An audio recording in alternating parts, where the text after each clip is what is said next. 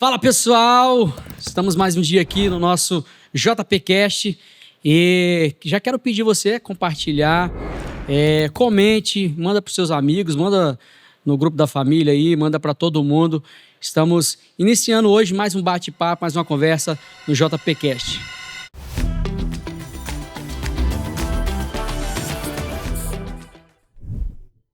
Galera, hoje nós estamos recebendo aqui um pastor, vereador do município da Serra, Pastor Dinho.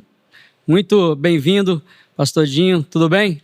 Obrigado, Josué, é uma honra poder estar aqui com você, sabendo que você é um irmão em Cristo, um servo de Deus que acredita naquilo que eu acredito, que confia em quem eu confio. Então, estou muito confortável e feliz de estar com você aqui. Obrigado pelo convite. Amém, honra receber. Muito obrigado por ter aceitado o convite, né? No meio de muitos compromissos, né? Arrumou um espaço na agenda pra gente aí. E pode ficar à vontade, falar o que você acha, sua opinião, e pode ficar à vontade mesmo. Eu já queria perguntar, quanto tempo você é filiado ao PT? Rapaz, ao PT, eu sou... nunca fui filiado ao PT, né? Jamais, né? Eu sou convertido, né, bicho? Nasci no berço evangélico, né? Ele é liberto, gente. Bem brincadeira. Você sempre foi pastor? Como é que iniciou a vida pastoral? Eu, como muitos, acho que a maioria dos cristãos brasileiros, você tem quantos anos, Josué? 20 quantos? 37. 37. Eu tenho 43. Então você vai entender o que eu estou falando aqui. Nós conhecemos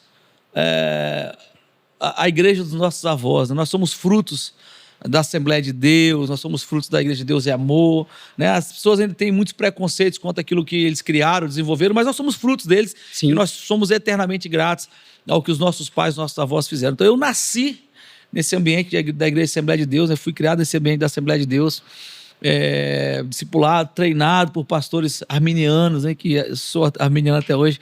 Então assim, sempre fui treinado pela minha família, né, a ser um servo de Deus. Em determinado momento da minha vida eu entendi que o meu chamado era um chamado pastoral.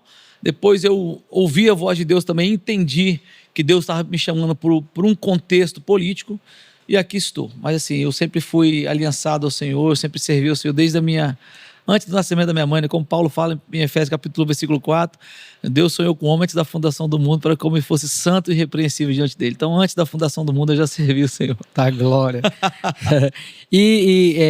Mas o ministério pastoral tem quantos anos? Eu sou pastor há 16 anos. Bastante tempo, 16 né? anos.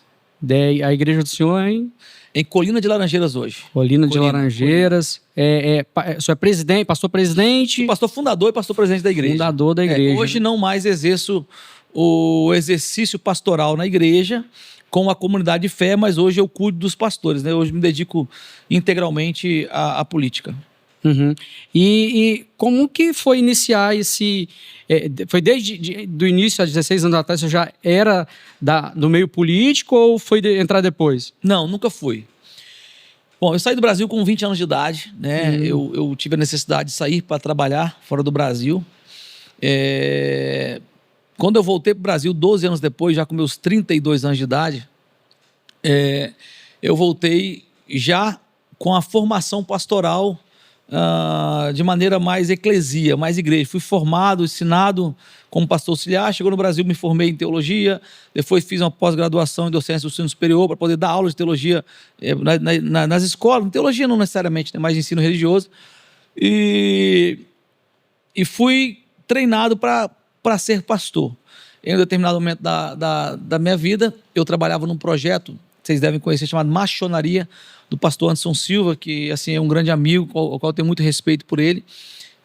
Trabalhávamos no projeto em defesa de família, em defesa da honra dos homens e trabalhando também na frente de enfrentamento ao abuso sexual infantil dentro das igrejas. Então, aqui no Espírito Santo, eu era responsável aqui por ser essa ponte do Anderson com as denúncias que aqui aconteciam. Nunca pensei em entrar na política, nunca tive desejo político, mas sempre fui muito envolvido nos meus posicionamentos ideológicos e conservadores. Até que eu precisei de político, né? Nós tivemos uma denúncia aqui no Espírito Santo em que eu precisei de acionar um político. Normalmente, quando nós recebemos essas denúncias, né, a gente precisa de sempre ter um contato com um juiz, um contato com um político, um contato com alguém, porque na maioria das vezes, como nós falamos de abuso sexual dentro da igreja, nós sabemos que o pastor é muito influente. O pastor sempre conhece alguém importante, influente, e não é fácil você combater a pedofilia vinda de um pastor. Não é fácil mesmo. Primeiro, que ninguém vai acreditar que você está falando a verdade. E segundo, que ninguém vai querer expor o pastor, ninguém vai querer confrontar o pastor. Então, nós também tínhamos a necessidade, o projeto, de ter pessoas mais fortes do que os próprios pastores e com interesse nulo de proteger os pastores. Porque, só abrir um parênteses aqui, né? Porque a igreja não lidou com o crime como se fosse crime, né? A igreja sempre tratou o crime como se fosse pecado. Então, o cara ia lá e abusava sexualmente de uma criança, tinha relacionamento sexual com uma criança, ele confessava para outro pastor, o pastor orava, ele ficava 6 meses de banco e voltava a atuar. Ou seja, ele cometeu um crime e ele não foi responsabilizado pelo seu crime. Isso é meio cultural, né? É cultural, sim. O Brasil, ele tem essa cultura de nós pegarmos, por exemplo, o cara que estuprou várias pessoas, ele chega para o pastor e confessa, o pastor discipula o cara e o cara continua ali exercendo o ministério sem que ele possa pagar pelos seus crimes. Então, essa cultura tem no Brasil. E o nosso projeto, ele treinava, né? O Anderson trabalha com esse projeto até hoje, ele treina homens dentro da igreja para que eles possam ser essa voz, né, da família, das mulheres, das crianças. E aí nós tivemos um caso aqui no Espírito Santo, dentre alguns casos. Um desses casos eu precisei acionar um político, que se dizia conservador, que se dizia defender a família. Cheguei para ele através de um outro amigo que eu prefiro não citar aqui e disse, olha, procura fulano que fulano vai te ajudar. Então, eu falei, vou procurar. E esse pastor que tinha abusado sexualmente de uma criança, na verdade dois meninos, né, adolescentes, ele não tinha abusado necessariamente no sentido de estuprá-lo, mas ele fez sexo oral com essas 2 crianças. Então, assim, acabou que foi um abuso e por ser criança ali, ele cometeu um crime muito grave. E eu procurei esse político, né, no intuito de... eu já era amigo do deputado Gilvan da Federal, né, então o Gilvan já conhecia o nosso projeto, então você já tinha um bom relacionamento com muitos políticos e me direcionado para esse cara. Quando eu cheguei para ele, eu falei, cara, eu preciso da sua ajuda, eu sou pastor Dinho, né? Ele já me conhecia, temos um caso aqui na Serra, e um pastor fez isso, isso e isso, e eu precisava do seu gabinete para nós fazermos esse enfrentamento a esse pastor. E o que nós precisávamos dele ali? Apenas o suporte da influência, né? Da influência da barreira, né? Porque enfrentar aquele cara não seria fácil, porque aquele cara era muito influente politicamente na cidade. E esse político que se dizia cristão, se diz cristão, se conservador, se diz Deus, pátria, família, liberdade. Quando eu cheguei até ele não posso fazer isso porque eu não posso tocar no ungido de Deus. Aí eu falei, cara, você tá de sacanagem comigo, né? Que ungido de Deus que esse cara é. Então ali, a partir dali, começou a gerar uma revolta dentro de mim, no sentido de que e não tinha sido a primeira vez que nós não víamos políticos fazendo um enfrentamento. O que eu entendi? Para enfrentar o que nós enfrentamos, tem que ser alguém, vou falar igual a esquerda fala, né? Tem que ser alguém que tem um lugar de fala, né? Porque assim, ninguém pode questionar um pastor enfrentando outro pastor. Se um político enfrentar o pastor, eles vão falar mal do político. Se o cara da Umbanda enfrentar o pastor, eles vão falar mal do cara. Agora, um pastor enfrentando o pastor, você silencia todas as vozes. Então foi aí que eu me despertei para isso e conversei com um pastor amigo meu, pastor Efraim, hoje é meu assessor. Eu falei, pastor, nós precisamos de um pastor na política dessa cidade. E vamos nos planejar para a gente poder colocar o senhor lá. Porque o pastor Efraim é um cara inteligente, é um cara com um passado muito ilibado, caráter ilibado, um cara de família. Vamos colocar o senhor lá. Só que o pastor Efraim, né, orando, ele falou assim, cara, eu não tenho a palavra de Deus e esse cara tem que ser você. E como eu estava na guerra, falei, cara, então bora. Né? Se eu tenho que ser esse cara, e bora. Então, a minha grande motivação na política foi exatamente entrar para fazer aquilo que os políticos não queriam fazer, porque eles não tinham coragem, e nem só coragem, né? Moral para poder fazer. Medo de se expor também, né? Também, né? Mas infelizmente, e aqui, Josué, eu falo algo com muita transparência, né? Eu já disse isso em outro podcast, deu até muita repercussão, as pessoas não compreenderam o que eu disse, e hoje eu estou dentro da Câmara Municipal da Serra e eu sei exatamente a importância de ter um pastor lá dentro. Eu não tenho nenhum projeto aprovado na Câmara da Serra, Não tenho nada assim. E é muito difícil disso acontecer, porque eu sou oposição ao prefeito. Para você aprovar um projeto, você tem que ter maioria da casa. Mas os bastidores, o que as pessoas não sabem, é que muitos projetos não são apresentados ali porque eu estou lá. Porque eles sabem que se eles apresentarem, eu vou falar, eu vou expor, eu vou dar nome. Verdade. Então, nesse time, eu posso não fazer nenhum gol, mas eu sou um bom zagueiro.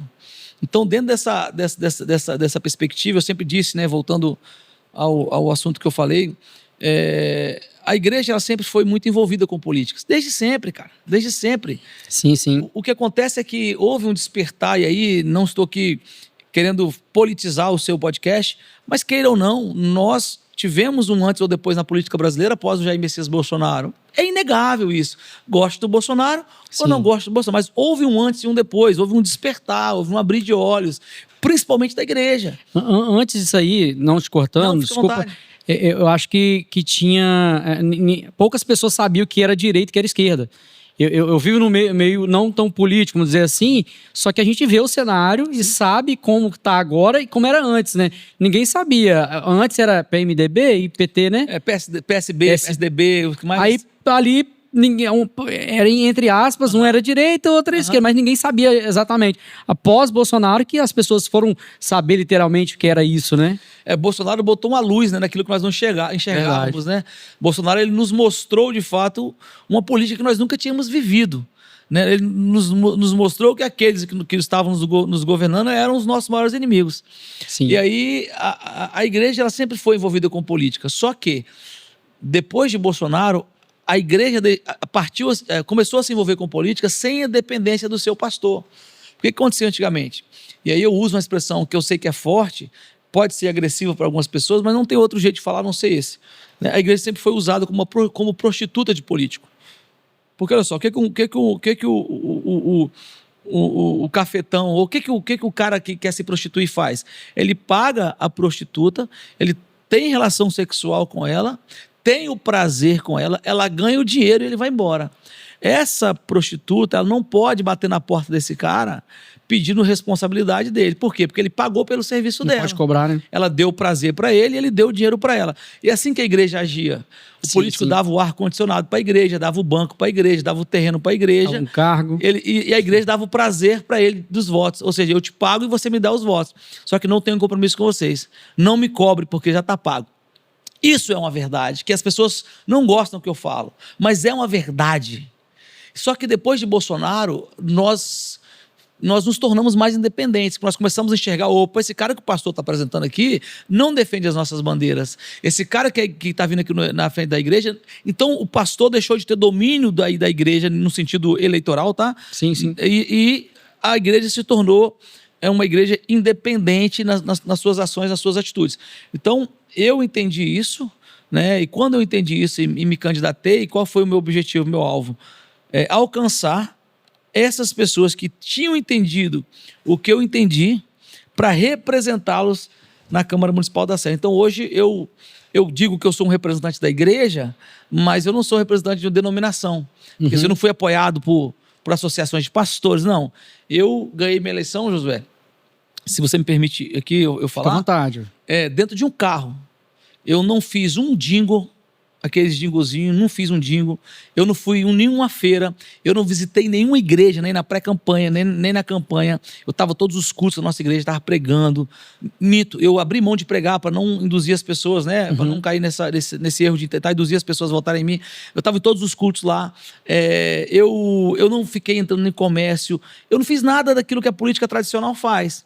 Eu entrei dentro de um carro, ligando para os amigos e usando minhas redes sociais. E eu fui o vereador mais votado do Espírito Santo pelo partido PL e o terceiro mais votado da maior cidade do Espírito Santo, que é a Serra, onde eu estou hoje. 5.616 votos. Não com apoio de placa denominacional, porque eu recusei ir na igreja para pastorar por mim, mas com apoio de pastores, que é diferente, de usar a igreja e ter a influência de pastores. Sim. Então eu acredito na influência da igreja e não acredito na placa da igreja, politicamente falando. Sim, e desde do início você levantou essa bandeira bolsonarista? Na verdade, assim, eu sou bolsonarista as pessoas até têm dificuldade. Pô, mas pastor bolsonarista, sou bolsonarista. Assim, eu tenho uma admiração profunda pelo presidente Bolsonaro, né? Por tudo que ele fez pelo Brasil. O cara levou uma facada, cara.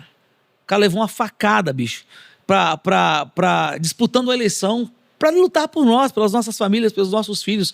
O cara está sendo injustamente, cara, condenado a um inquérito que não deveria existir, chamado inquérito das fake news, o maior inquérito da história do Brasil, mais de 6 anos de inquérito. Bolsonaro não cometeu nenhum crime da Constituição, nenhum crime. São ilações que colocam sobre o cara. Então eu tenho uma admiração profunda por esse cara, pela sua resiliência, pela sua resistência. Bolsonaro ele enfrentou sozinho todo o império político brasileiro. E sozinho, não negociou os seus ministérios, não colocou partidos para negociar. As pessoas falam, foi por isso que ele perdeu, porque ele não quis fazer o jogo. Mas é por isso que eu o admiro. Eu entendo que ele talvez deveria ser um pouco mais maleável em algumas coisas, não em princípios, em algumas coisas, mas a minha admiração profunda por ele é exatamente pelo caráter dele, pela postura dele. E sou bolsonarista. Assim, não tenho vergonha de dizer sou bolsonarista. Sim. Sou apaixonado pelo estilo honesto do Bolsonaro, de falar, de se posicionar. Eu perguntei isso porque tem muita gente que fala que quer ganhar eleição falando que é Bolsonaro, é ligado, mas na hora de ir junto mesmo, votando, igual você falou, nas pautas que ele prega, que tal, sai fora disso aí, né? É verdade. Eu sou conservador, né? Sou bolsonarista. Quando a gente fala que é bolsonarista, os caras falam, mas você é conservador ou sou bolsonarista? Eu sou conservador, mas o símbolo do conservadorismo é o Bolsonaro. Realmente. Não existe. O cara fala, sou de esquerda, mas o símbolo da esquerda é Lênin. No Brasil, o símbolo da esquerda é Lula. Não tem jeito. Che Guevara. Então, se não tem jeito. Toda cultura tem o seu símbolo. Então, o conservador ele tem o seu maior símbolo hoje, humanamente falando, é Bolsonaro. Então, nós somos bolsonaristas e somos conservadores. Então, assim, eu sempre fui bolsonarista, sempre fui conservador e não uso a bandeira conservadora do bolsonarismo para ganhar voto, muito pelo contrário, eu acredito no que eu prego, né? Eu sempre lembro de Mateus capítulo 23, versículo 3, Jesus chama os discípulos, né? E olha para os escribas e os fariseus e fala assim, eis aí, ó, os escribas e os fariseus, aprendam tudo o que eles estão falando, porque tudo que estão falando é verdade. Portanto, não faça nada do que fazem, porque tudo que falam, não fazem. Então, ou seja, Jesus disse, olha, pratique o que eles falam, mas não faça o que eles fazem. Então, tem muitas pessoas que falam isso. Se dizem conservador, diz Deus, pátria, família e liberdade, mas não se posicionam como conservadores. Poxa, eu tive o apoio do presidente Bolsonaro, tive apoio do Eduardo Bolsonaro, tive apoio do Nicolas Ferreira, eu tive apoio da cúpula bolsonarista nacional, justamente porque eles me conhecem, eles sabem o meu perfil, e hoje o meu mandato está claro e objetivo aí para quem quiser ver. Eu sou conservador e, sobretudo, sou cristão, né? Porque a pauta, as pessoas falam, você é conservador, não sou cristão. E o conservadorismo, ele é bandeira política semelhante ao cristianismo. Interessante. E qual foi a maior dificuldade que você enfrentou nesse início de mandato? Tem um ano e... Nem tem um ano. Nem tem um ano, não? Nem tem um ano, então, tem 10 meses de mandato. 10 meses de mandato. 9 meses agora, em setembro, 9 meses de mandato. Porque a gente, por fora é uma coisa, quando você está lá dentro, qual foi o principal obstáculo que você enfrentou? Cara, eu tava falando disso, acredita, ontem com um amigo. Como as pessoas só me conhecem de internet, me conheciam de internet, porque vamos lá, eu tinha poucas amizades aqui no Espírito Santo, né? Também na Serra, poucas amizades. Eu, apesar de ser muito comunicativo, eu sou falador comunicativo, eu sou muito seletivo nas minhas amizades, né? Sim. Justamente para as pautas que eu defendo, para aquilo que eu acredito. Então, eu prefiro me manter longe dos perigos, né? De cair numa esparrela. Então, as pessoas me conhecem muito pelas redes sociais, pelos meus vídeos contundentes, bem firmes naquilo que eu acredito. Então, a minha dificuldade foi, quando eu cheguei na Câmara Municipal da Serra, os vereadores tudo olhavam para mim, tipo assim, esse cara vai pegar a gente. Não porque se corrompiam nem nada, porque eu não sei da vida pessoal deles, mas, tipo assim, eles criaram um bloqueio com relação à minha pessoa, de que, tipo assim, esse cara vai vir pra cima da gente. Esse cara vai nos atacar. Esse pastor é doido. É doido. Então, pra você ter uma ideia, em fevereiro eu já cheguei tentando protocolar uma frente parlamentar evangélica, que eu queria representar os cristãos da Câmara Municipal, uma frente parlamentar. Qualquer demanda de igreja, de pastores, eu falo lá, olha, tá aqui o pastor... E aí, cara, eu precisava de 8 assinaturas só, 23 vereadores, 8 assinaturas. eu pedi as 8 assinaturas e tem vereador que na hora fala, não, eu assino. Só que na prática eles não fazem. E aí, cara, 8 vereadores falaram que assinaram, no outro dia só tinha 3 assinaturas. Nossa. Todo mundo tirou a assinatura. Por quê? Porque não receberam ligações, não, esse pastor não pode, porque existe uma diferença. Se você sozinho como vereador, tem algumas coisas que você consegue fazer. Agora, quando você representa um colegiado, eu sou representante de 8 vereadores que votam, as portas se abrem mais, você pode fiscalizar outras demandas. E aí tiraram para poder me limitar, porque eles tinham medo de quem eu era. Pra você ter uma ideia, foi na última sessão, depois de 9 meses, que eu consegui as 8 assinaturas. Que os caras entenderam o seguinte, cara, o pastor Dinho não é esse monstro, o pastor Dinho não é o nosso inimigo, muito pelo contrário. Cara, eu me dou bem com todos os vereadores da Câmara Municipal da Serra, respeito todo mundo. Não fui eleito para fiscalizar vereador. A minha demanda, ela é ideológica. Qualquer um deles ali que se levantarem contra as crianças, levantarem contra a igreja, eles serão meus inimigos declarados, eu não tenho problema nenhum com isso. Pau que dá em Chico, dá em Francisco. Se eles não se meterem com a igreja, se meterem com as crianças, se pregarem ideologia de gênero, tentar enfiar a goela abaixo as pautas que eu sou contra, se não fizerem isso, nós teremos paz os 4 mandatos. A partir do momento que qualquer um deles ousarem mexer nas pautas que eu defendo, eu vou partir para cima.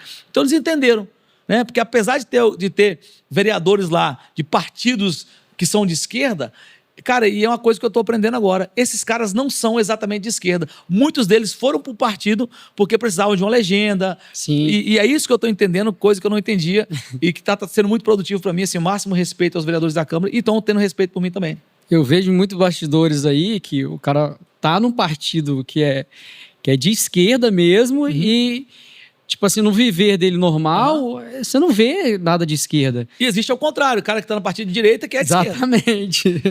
Eu acho que o primeiro vídeo que eu vi seu foi um vídeo de era uma rifa de uma 12. De uma 12.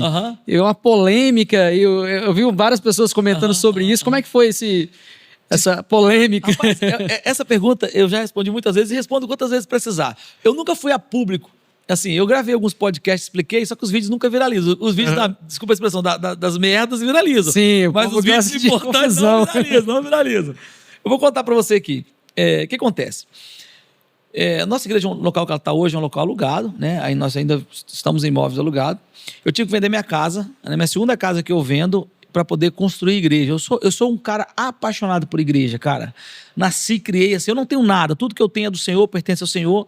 E jamais me limitaria ou fecharia possibilidades e portas para a igreja. Tudo que eu tenho é do Senhor, os meus bens, as minhas riquezas, minha família, minha vida, meu fôlego de vida.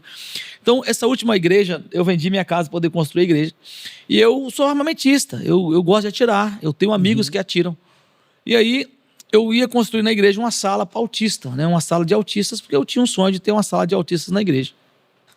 Só que nós não tínhamos mais recurso da casa, nós construímos a igreja assim, do zero mesmo, a igreja só tinha parede. E eu fiz contato com alguns amigos que eu tenho, que são lojistas de arma, tem lojas de arma, que são atiradores. Eu falei, cara, eu preciso levantar 30 mil reais para poder fazer uma sala de autista. Um desses meus amigos, que é um amigo extraordinário, que é o Diógenes, quero mandar um abraço para ele se ele ver esse vídeo algum dia, ele tinha uma loja bélica, né? Ele vendia armas, né? Legalmente, assim. E aí, ele é um ex-policial civil, inclusive. E o Diógenes falou, não, vamos fazer a rifa de uma 12. E qual a intenção? Só que as pessoas leigas, o que elas fazem? Elas compram aquilo que se fala, elas não conseguem entender. Se eu te der uma passagem para os Estados Unidos agora, você vai para lá? Não. O que você precisa para entrar nos Estados Unidos? Visto, passaporte. Visto. Você tem visto? Não. Então, o que adianta ter a passagem? A passagem é uma mera ficção. Se você não pode entrar nos Estados Unidos. E a arma é a mesma coisa. Você não pode ter uma arma se você não tiver o registro para comprar uma arma. E ponto final. Então, quando nós estávamos... Ele propôs fazer uma ação entre amigos dessa arma, não era dessa arma. Era simbólico, né? Era de uma arma que a pessoa podia ter se ganhasse, se tivesse o registro. A liberação. Pronto, é uma leitura simples de se fazer, mas vou te contar por que chegou a esse nível. E o que nós fizemos? Começamos a divulgar para os CACs, amigos atiradores que nós temos. E aí, fizemos um folderzinho, olha, e colocamos ação entre amigos de uma 12. Enfim, começamos a divulgar. Nossa intenção era vender R$25 mil em rifas, porque ele doou a arma, né? A arma que não era física, era a possibilidade da arma. Começamos a divulgar. Até que nós fizemos um enfrentamento a um pastor na Serra. Um enfrentamento a um pastor, e não quero entrar nos pormenores aqui, porque para mim é um assunto que já passou. E fizemos um enfrentamento sobre o caráter do cara e fizemos alguns questionamentos a respeito da transparência de um evento que ele fez. Meu amigo, essa ação entre amigos já estava rolando nos grupos há uns 15 dias. Não é isso, Johnny? Mais ou menos uns 15 dias já que estava rolando nos grupos. E do nada, de maneira assim, mágica, a Gazeta me liga, né? Eu não esqueci até o nome do satanás lá que me ligou. Vocês estão fazendo uma rifa e tal, eu inocente, cara, porque pra mim não tinha crime nenhum, perigo nenhum. Nós estávamos fazendo a parada e nós especificamos no folderzinho para construir a sala de autismo. Nós podemos divulgar para poder ajudar vocês. Eu falei, pô, claro, como que não? Paz. Só que os caras não divulgaram como era, né, cara? Sim. E, obviamente, a Gazeta de esquerda, e eu não sabia, mas depois eu descobri todo, tem todos os prints, tem tudo, inclusive nós processamos o cara.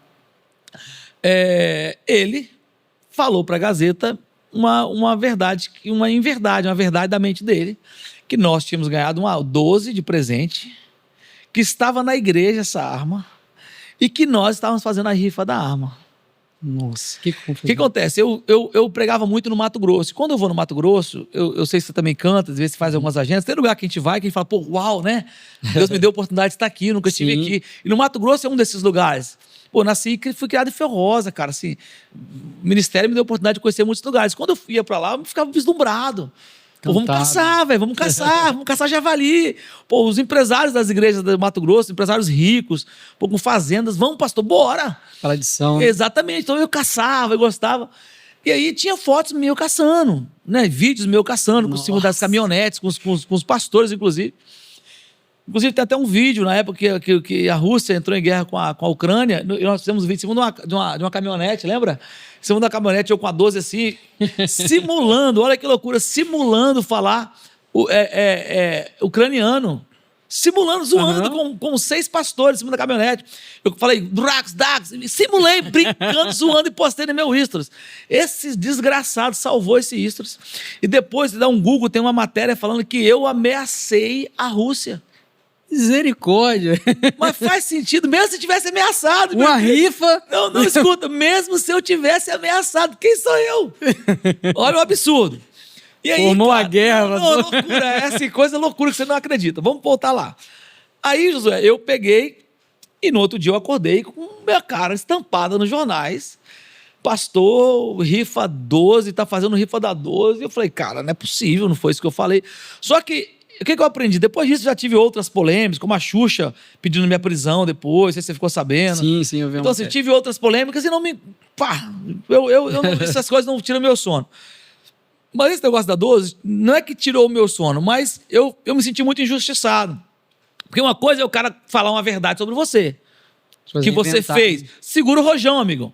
Só que a minha parada não era... A minha parada era sobre a injustiça que tinham cometido contra mim. Eu falei, tudo bem. Aí virou uma bola, começou a criar uma bola de neve, José. Uma bola de neve. Só que quanto mais você responde, pior o negócio fica. Eu nunca fui de fugir de problema. Eu sempre fiz o limão uma limonada. E o que eu fiz? Já tinha uns 4 dias, José. Mano, um absurdo. Essa rede social da igreja, assim, todo mundo ameaçando, me chamando de não sei o quê, bolsonarista, vagabundo, safado, ameaça de morte. Isso foi antes da eleição para vereador, né?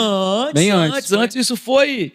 A eleição foi 2024 agora, isso aí foi 2022. 22. Final de 2022. Nossa. Aí começou uma guerra, rapaz, com o meu nome. O que eu fiz? Falei, cara... E aí eu queria proteger o meu amigo. Falei, pô, porque se está chegando isso, daqui a pouco eles vão no cara que doou, né? Que doou. E não doou uma arma, ele doou a possibilidade da arma. Qual era o meu medo? Dos caras... tentaram fechar a loja do cara, porque a militância de esquerda caiu muito em cima de mim, porque eu já fazia muito enfrentamento com eles, mas aí eles encontraram a oportunidade de me pegar. O que eu fiz? Eu joguei uma cortina de fumaça e eles caíram. Foi bom eles terem caído na minha cortina de fumaça. E por outro lado, eu apanhei mais. O que eu fiz? Eu fui na porta da igreja e falei o seguinte, para proteger o cara. Sim. Ainda bem que eles caíram.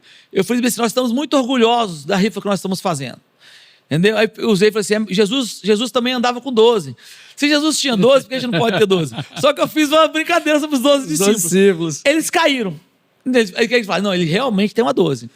E aí eles focaram em mim e esqueceram o cara. Sim. Entendeu? E aí eu aguentei toda a pressão, né? E aí perseguição de grupos de prefeitura, até a Prefeitura da Serra, né? Que eu sou vereador hoje.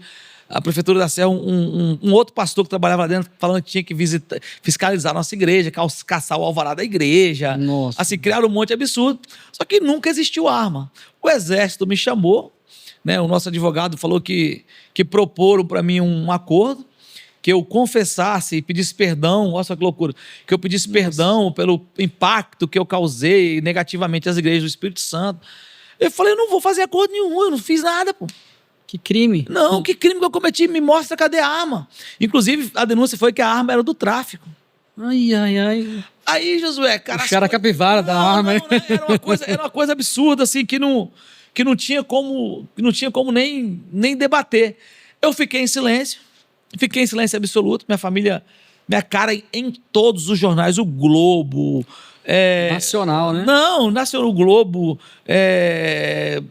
Correio Brasiliense, Metrópolis. Se você der um Google, minha cara está em todos os jornais do Brasil. O pastor que rifou a 12. Só que nunca teve rifa de 12.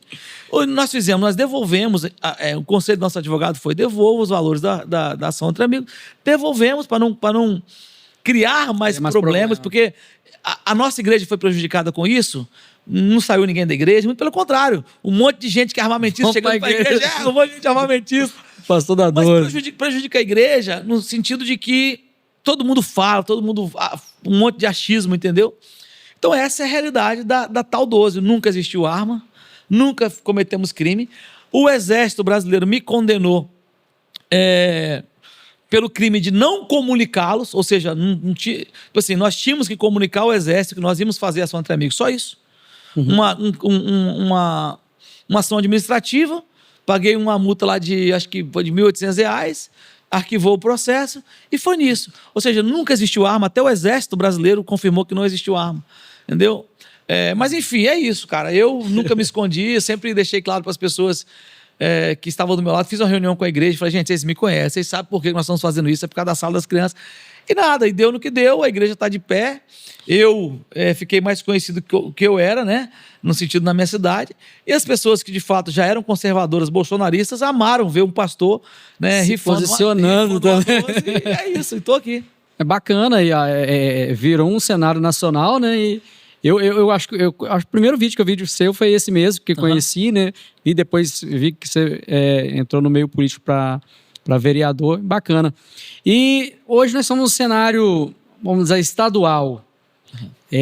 Temos vários políticos aí se apresentando. O que você vê nesse cenário hoje de que a gente tem de opção?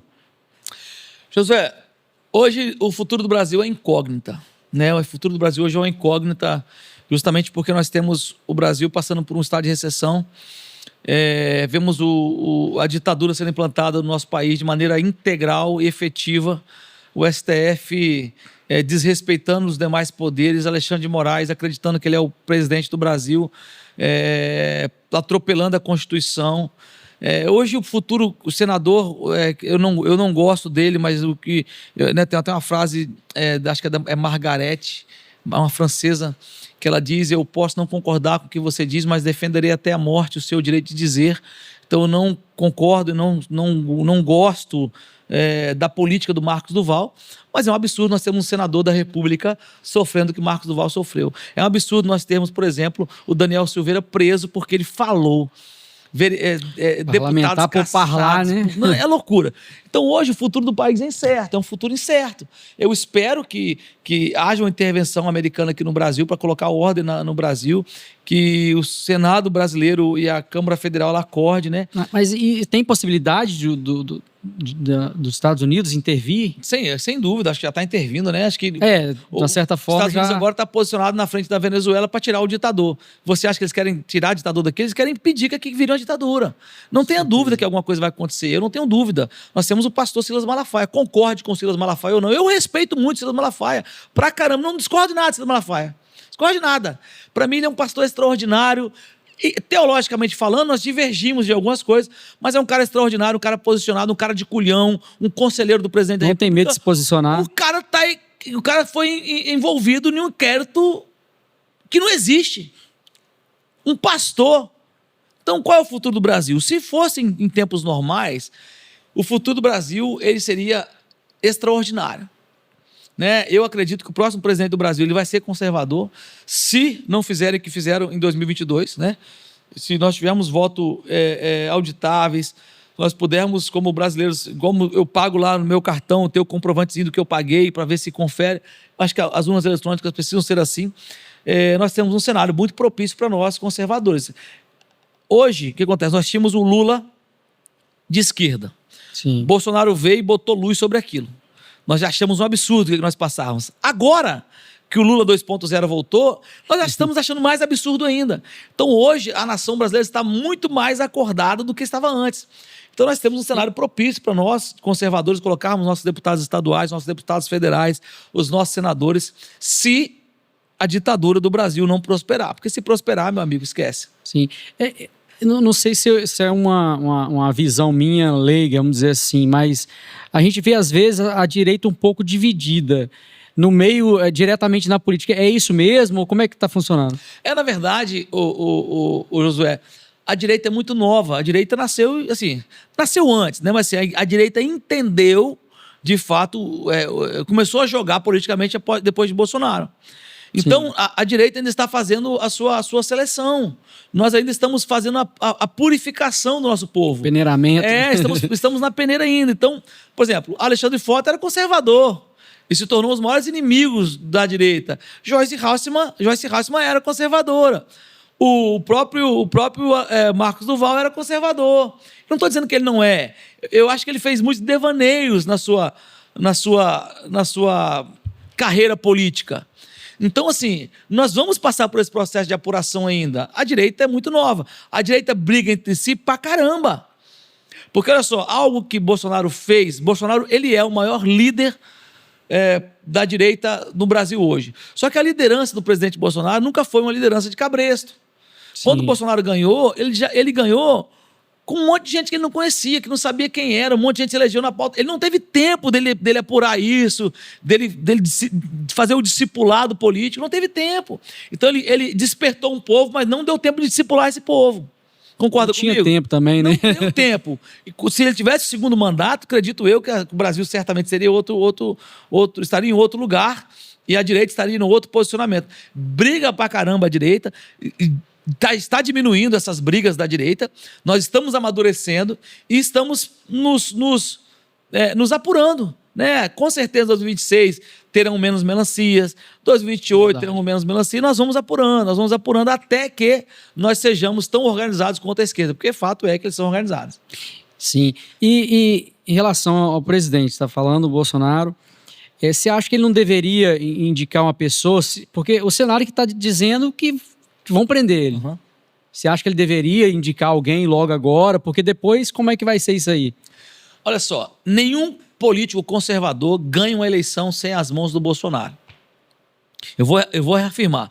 Nenhum político no Brasil ganha uma eleição para a presidência com a bandeira conservadora sem as mãos de Jair Messias Bolsonaro. Seja Tarcísio, seja o Zema, seja o Caiado, seja até o próprio filho de Jair Messias Bolsonaro, o Eduardo Bolsonaro. Qualquer um deles só ganha a eleição com a direita se Bolsonaro falar assim, esse é o meu candidato. Então por que eu acho que Bolsonaro não deve indicar alguém? Porque Bolsonaro ainda não morreu. Sim. As cartas ainda não acabaram. Lula estava preso e foi solto e ganhou uma eleição. Então, assim, Bolsonaro pode até ser preso agora. Pode, né? Nós esperamos que não seja preso. Mas ele pode até ser preso. A eleição ainda é ano que vem.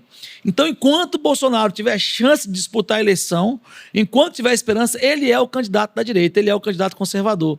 Então, assim, acho que é muito prematuro ainda indicar alguém.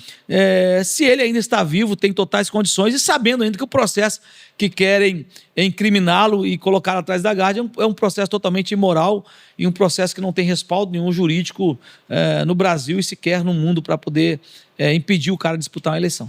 É difícil. Hoje a gente viu isso essa semana, o Eduardo Tagliaferro, né? Tagliaferro, colocou um monte de denúncia, né? E a denúncia que ele faz, ele está sendo investigado agora também, né? E é difícil a gente ver quem a gente vai recorrer. É verdade, porque assim, a última instância é o STF. Hoje mesmo, enquanto estava vendo o julgamento do presidente Bolsonaro e outros réus, o Tagliaferro estava ao vivo com o Senado. Né? Mano, você tem que ver os absurdos que ele falou. Pô, a nora da Miriam Leitão era informante do Alexandre de Moraes. Alexandre de Moraes prendia as pessoas para depois produzir provas. Absurdo. Absurdo. Então, se eu falei igual a Chapolin Colorado, né? Os caras, quem poderá nos defender? Não existe força interna no Brasil hoje para nos defender, não ser força externa. Não existe. Por que Alexandre de Moraes faz o que quer? Porque os políticos têm foro privilegiado. O que é o foro privilegiado? O Senado e a Câmara Federal. Eles não podem ser julgados por alguma instância a não ser o STF. Ou seja, os caras que eu tenho que votar, que eu posso votar para ser cassado, os caras que têm nas mãos dele os nossos processos. Então, para derrubar Alexandre de Moraes, primeiro tem que derrubar o foro privilegiado. Então, assim, hoje no Brasil, se não houver uma intervenção internacional aqui, mesmo só uma revolução mesmo nas ruas poder salvar o Brasil. Verdade. E hoje o cenário aqui no estado para Senado, vemos aí Euclério Sampaio, Casagrande, tem outros nomes que da direita que a gente pode analisar? Temos, cara. Eu falo, o cenário político, tudo é um jogo. Hoje é tudo um jogo. Algumas pessoas colocam o nome porque assim, algumas pessoas não sabem, mas o Senado ele tem o vice. Então, o cara não se lança sozinho para o Senado, ele tem o seu suplente. Então, muitos dos que estão se lançando para o Senado agora, não é porque eles querem ser senador, eles querem ser suplente de senador.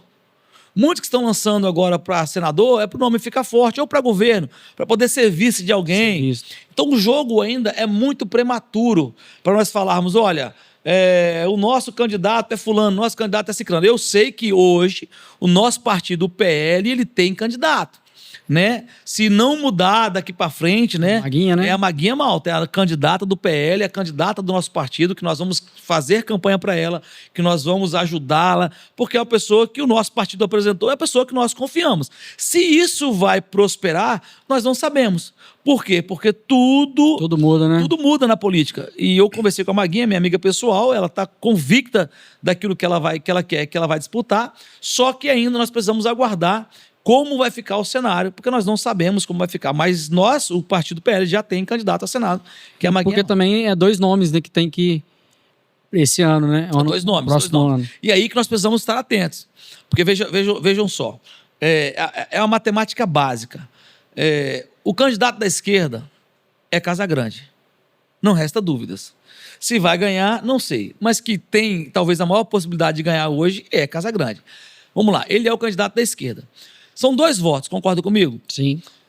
Por exemplo, se hoje vier candidato o Euclério Sampaio, não vou dar outro nome aqui, o ex-prefeito de Colatina, o Meneghelli, vamos lá, Meneghelli, ele caminha, tem pessoas que não conhecem o Meneghelli, ele é de esquerda, Meneghelli é de esquerda, só que ele não aparenta ser de esquerda.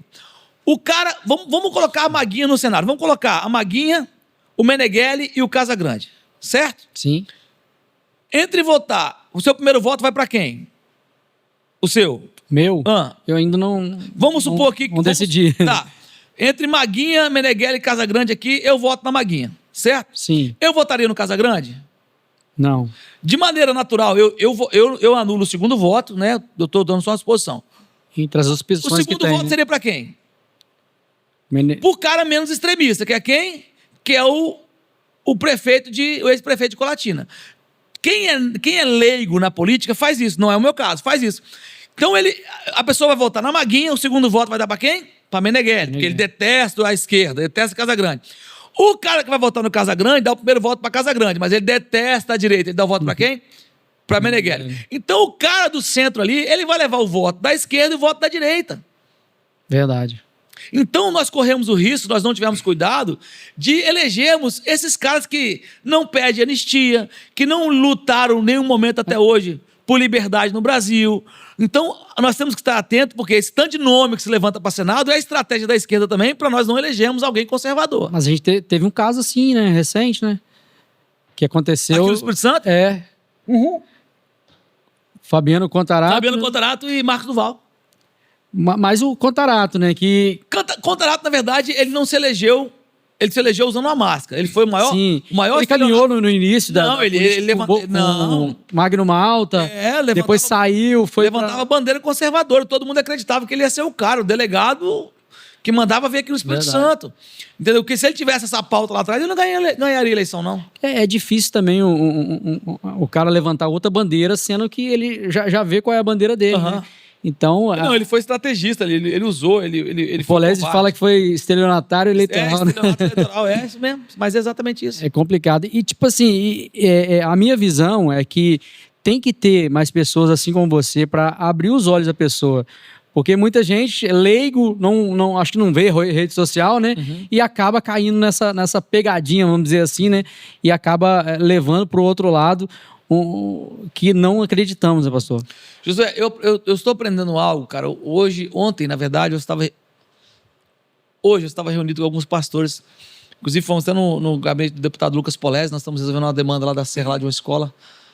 Enfim. E eu estava conversando com esses pastores, cara. Nós não podemos mais apoiar pessoas. E eu nem falo a nível nacional, porque a nível nacional nós não conseguimos raramente apalpar alguém, né? Mas o Malafaia consegue apalpar. Então vamos apoiar alguém que a igreja consegue encostar, que a igreja consegue falar com esse cara, que a igreja consegue aconselhar esse cara. E qual é o nosso erro? Nosso erro é que nós apoiamos muita gente que nós não conseguimos tocar. Os caras não se submetem a pastores, os caras não conseguem ouvir conselho. Então, cara, em 2026 agora, que nós vamos eleger deputados e senadores, nós precisamos eleger pessoas do nosso meio, cara. Eu não estou falando porque eu sou cristão, não. Eu estou falando porque eu estou tendo a experiência lá dentro de pessoas que tiveram apoio de pastores, apoio de igreja, e hoje são os maiores inimigos da igreja lá dentro da Câmara Municipal da Serra. Não falam, não são inimigos verbais, mas são inimigos da pauta, os votos dos caras, e assim, e coisas absurdas. Então, cara, nós precisamos ter pessoas lá das nossas entranhas, do nosso povo, pessoas que amam o nosso Deus, que adoram o nosso Deus, que sirvam o nosso Deus, que não tem medo de se posicionar, não tem medo de falar a verdade. Então, acho que o maior aprendizado que nós precisamos tirar é que chega das pessoas usarem o rebanho de Jesus como correio eleitoral. O rebanho de Jesus, ele precisa ser usado, né, de maneira política para apoiar o próprio rebanho de Jesus. Nós temos homens de Deus na política, cara. Muitos homens de Deus precisam ser apoiados por nós. A gente, igual eu estava falando nos bastidores aqui, que tem uma cultura no meio cristão, né, de não se misturar com a política, os mais conservadores, assim, tradicionais, vamos dizer assim, né, não se misturar com isso. Você não acha que deveria criar um incentivo dos pastores poder misturar mais isso, a política, o meio cristão? Cara, eu acredito que nós precisamos de sermos mais didáticos, né, quanto a esse ensino, só que eu percebo que, de maneira natural, isso está acontecendo. Né? Nós temos, por exemplo, o deputado Nicolas Ferreira, ao qual eu tenho muita admiração, muito carinho, até mandar um abraço para o pastor Edés, para a família do Nicolas, ao qual eu tenho muito carinho, são meus amigos. O Nicolas hoje ele é um cara que ele ensina sem falar. Então, a geração do Nicolas, eu sou muito grato pela vida do Nicolas, não só porque ele me apoiou como vereador, mas é porque o Nicolas é a fruta das nossas orações. E às vezes eu estive agora em Minas com o Nicolas agora recente, né, numa palestra lá que ele nos convidou, e eu estava olhando o Nicolas, eu não falo isso como, o cara é puxa-saco, não é isso, cara. Eu falo, caraca, cara, olha isso. talvez uma das maiores vozes políticas da nossa nação. É um menino que saiu das nossas entranhas. Porque eu sou um pastor, cara. Eu sei, eu conheço o pai do Nicolas, eu sou amigo do pai do Nicolas, eu sei de onde esse menino saiu. Eu não conheço o passado familiar do Nicolas na intimidade, porque eu sou amigo do pai do Nicolas não há muitos anos, mas eu conheço as entranhas que o Nicolas saiu. As entranhas que o Nicolas saiu, as entranhas que eu saí, são as entranhas da igreja. Então, enquanto o Nicolas falava, eu estava ali, né, sentado olhando, falei, cara, isso é um absurdo, cara. Tipo assim, o orgulho que nos dá diferenciado. De falar assim, esse é um dos nossos. Sabe, às vezes as pessoas falam, pô, você tá puxando, não é puxar saco, é porque eu sei dar valor a um cara que saiu das nossas entranhas. O Nicolas não foi um cara que caiu de paraquedas no evangelho. O Nicolas é um cara que saiu das nossas entranhas, das entranhas da igreja, e é um cara que hoje discipula os jovens do Brasil sem precisar de sentar os caras numa mesa. Então o cara é um exemplo de família, um exemplo de caráter, um exemplo de político. Então, respondendo a sua pergunta, nós precisamos ensinar os pastores a se posicionar e dizê-los que política e religião pode se misturar. O Nicolas já está fazendo isso de maneira extraordinária, e não tenha dúvida que as próximas gerações terão um Nicolas, talvez, e eu vou usar um absurdo aqui, ousar falar um absurdo, né? Talvez como o Olavo de Carvalho das próximas gerações, não com o conhecimento filosófico do Olavo, mas com a importância de ensino que o Olavo teve. E o Nicolas tem uma importância de ensino no Brasil. Repito, não é um ensino didático, teórico, mas é um ensino de vida, bicho. E hoje, os jovens cristãos brasileiros hoje, o jovem cristão brasileiro hoje mais seguido não é um cantor, não é um pregador, é um político. Um político que ama a Deus, que honra a Deus. Você viu o vídeo que o Nicolas... Não deveria ser um absurdo, né? Porque isso é um comportamento que deve ser do nosso caráter, né? Mas eu não falo por mim, mas imagino o tanto de jovem que não viu esse vídeo do Nicolas em um evento lá, e as bailarinas dançando na frente do Nicolas, e o Nicolas sequer olhou para desculpa a expressão aqui, para a bunda dessas meninas.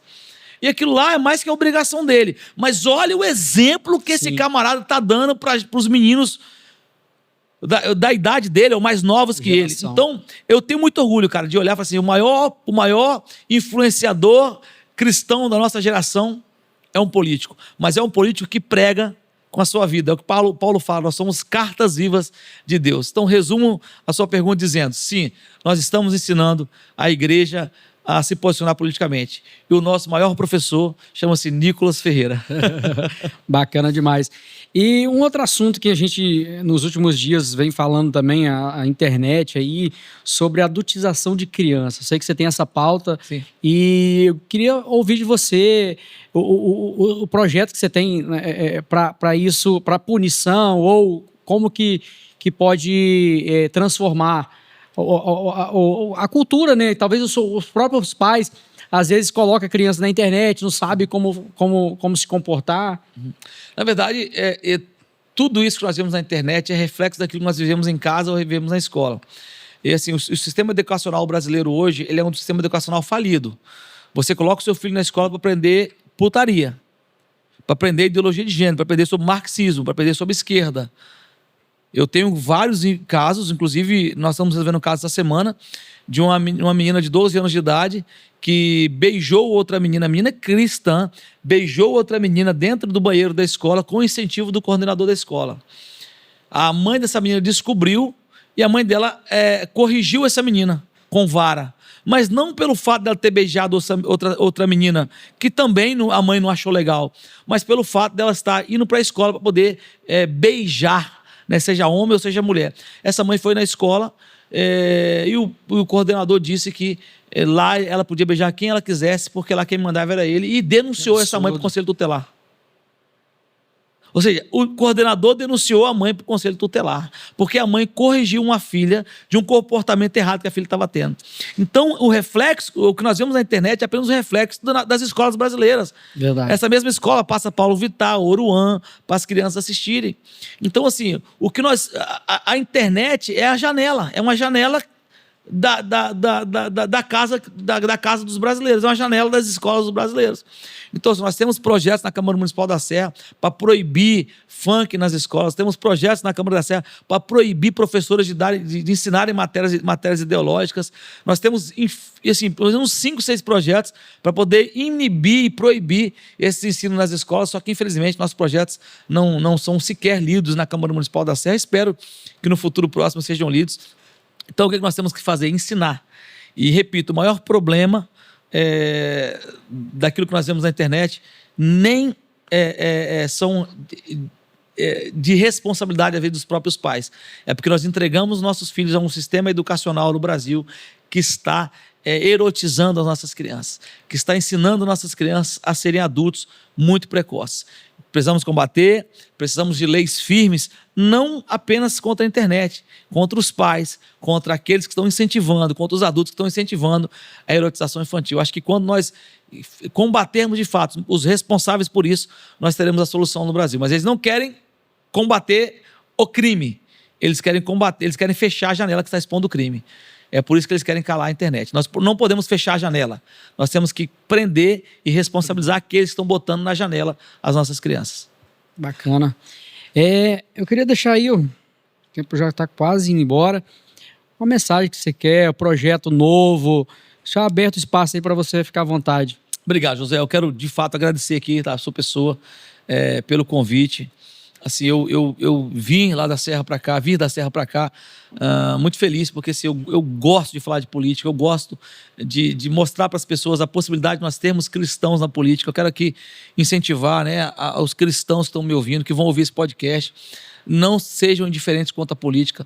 Nós só estamos vivendo hoje no Brasil o que estamos vivendo, seja a adultização de crianças, seja a erotização de crianças, seja perseguição política, perseguição religiosa. Um pastor foi incluído no processo ilegal, pegaram os esboços desse pastor. Isso não é normal. Nós precisamos combater isso, não apenas votando certo, apoiando gente da gente, mas também nos envolvendo com política. E, sobretudo, tendo o entendimento que nós não somos dessa terra. Muito em breve, o nosso Senhor e Salvador virá nos buscar, mas que o Senhor não nos encontre quietinhos, sentados em uma cadeira. Que o Senhor nos encontre na guerra, soldados sem dentes, sujos, machucados, mas guerreando. Né? Que o Senhor possa levantar Nicolas Ferreiras na nossa nação, que o Senhor possa levantar Silas Malafaias na nossa nação, e certamente o mal não dura para sempre, e muito em breve o nosso país voltará muito mais forte do que aquele país que a esquerda tirou das nossas mãos. Isso aí, bacana demais. Quero agradecer por ter aceitado o nosso convite. As portas sempre estão abertas, se quiser aparecer novamente. Obrigado. E muito obrigado. E galera, entra na política. Você que tem o seu pensamento aí de mudar, de fazer com que as pessoas sigam, aprendam o meio cristão, defendam a pauta que nós defendemos, o caminho é esse, né, pastor? É isso. Acho que é um meio da gente ter a voz e se você deixar, o outro vai pegar essa cadeira e vai fazer do jeito que ele quer, e não temos como evitar isso. Muito obrigado por essa participação aqui, que Deus abençoe. Em nome de Jesus. Obrigado, José. Deus abençoe vocês. Amém. Galera, muito obrigado. Compartilhe, comenta e, se Deus quiser, até o próximo. Abraço.